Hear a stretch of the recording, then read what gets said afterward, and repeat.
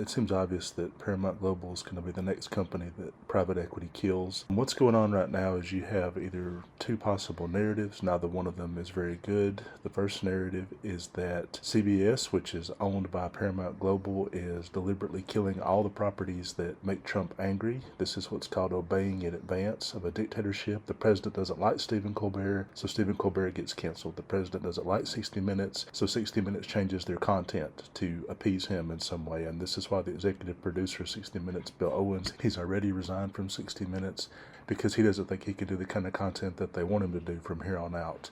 This is why they paid a $16 billion bribe to Trump, because he was suing them over the craziest case that would have been laughed out of court if they had taken it all the way to court, which he doesn't want these cases in court because they can't win. He just wants them to settle and prove that he's the alpha male. So you have a case of a media company being muscled by fascism, no different than if we were in Russia or some place like that. On the other hand, it could be a case of private equity once again strangling a robust company, because even though we're talking about Skydance merging with Paramount, quote unquote, Skydance is a small company. It's smaller than Paramount Global. It makes no sense for a smaller company to buy Paramount Global. Paramount Global should be buying Skydance, not the other way around. But their other partner in this is Redbird Capital, which is a private equity company, and they're the ones putting up a lot of the money because Larry Ellison owns Oracle, and he's the father of David Ellison, who's going to act like he's not some nepo-baby stupid shit who's going to run Paramount Global into the ground when he takes over it. And Redbird Capital is only doing this on the back end pretty much of Big Daddy, who owns Oracle, who also is a good friend of Donald Trump.